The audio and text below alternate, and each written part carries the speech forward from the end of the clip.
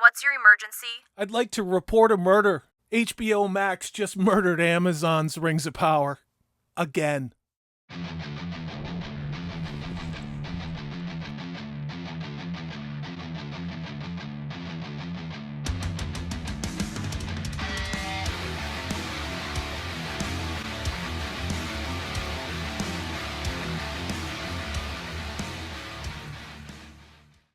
This is going to be a tale of two trailers. Both dropped on the same day, May 14th. The first one from Amazon's second season of The Rings of Power Season 2, and then HBO Max's House of the Dragon Season 2. And to no one's great surprise, The Rings of Power is picking up right where it left off, while The House of the Dragon is also picking up right where it left off at the end of Season 1.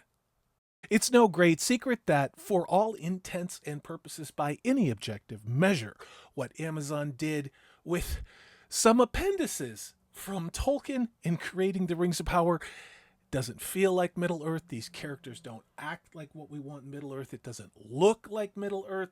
Remember that? Remember all the articles we got calling us racists and that Tolkien needed to be updated for a modern audience and that Tolkien's capitalism needed to be smashed and the patriarchy and colonialism. Jesus Christ, all this stuff that we've been living through since, 2016. Well, Amazon decided to invest $1 billion into that bullshit, and they've been living with the consequences ever since. Now, it's been said that The Rings of Power is going to have at least 4 seasons, and unfortunately, I think that's true. Looking at this trailer, I have to be objective. Is it better than what we got in the Season 1 trailer for this show?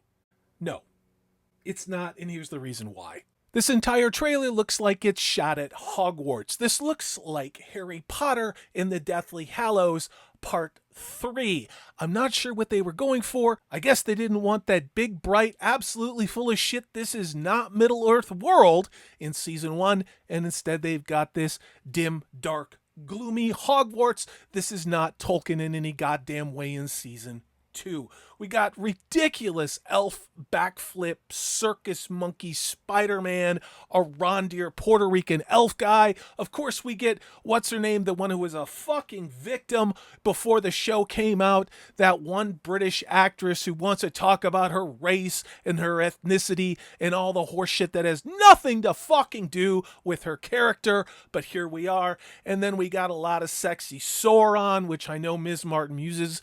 Go check out her review of this, was all kind of moist about.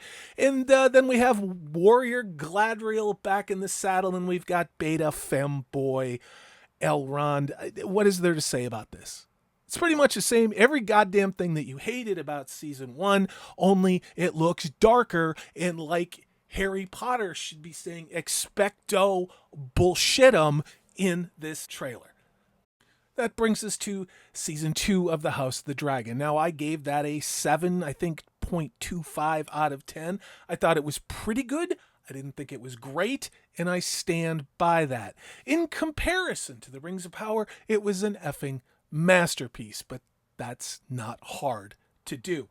Season 2 trailer, in my opinion, kind of washed out, kind of a little underwhelming. Didn't really like the visuals, but what it did do is it made me interested in picking up right where I left off, which was doing live watches of the show with my friends. And here's why. I like a compelling story.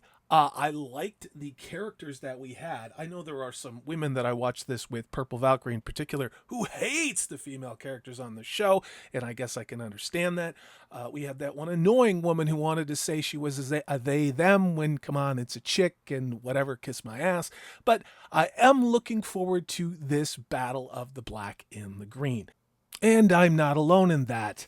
Remember what the audience scores were like for House of the Dragon? For a while there, the week-to-week scores actually started to go up and up as the positive buzz about this show started to get out. And if you remember, everybody was expecting House of the Dragon to be the one that sucked. given what HBO did with the last couple seasons of Game of Thrones. While in no way a redemption for the last 2 seasons, it certainly set its own course and defined who and what it was. Imperfect, but pretty good to watch. Where we all know about the leaked insider completion rate from Amazon for the disaster, the absolute disaster that was Amazon's The Rings of Power. Notice I'm not saying The Lord of the Rings, because it's not The Lord of the Rings. It's just The Rings of Power. You got to admire the balls. I mean, the absolute balls of HBO to wait for Amazon to drop their season 2 trailer and then stroll up an hour later, say, hold my beer, unzip their fly, and throw their gigantic show. That's what we're going to say, show on the table and go, you pick what you want. Based upon the ratio that we're seeing with the Rings of Power, this is something I expect to continue. I would say that it's pretty clear. I think it's been pretty clear since probably about, episode 4 or 5 of the Rings of Power where this is going, especially if you look at it objectively with the viewership numbers of House of the Dragon to the Rings of Power.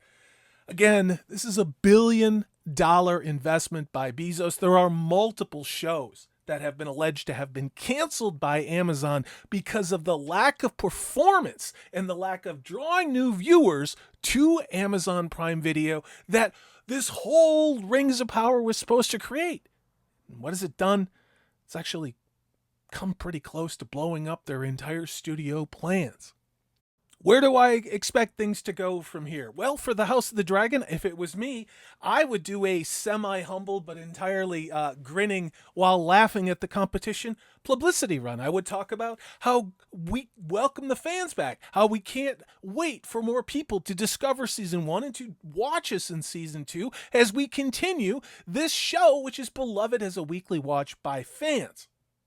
What do I think Amazon is going to do? Well, the same shit they did season 1. Get ready to be called a racist yet again.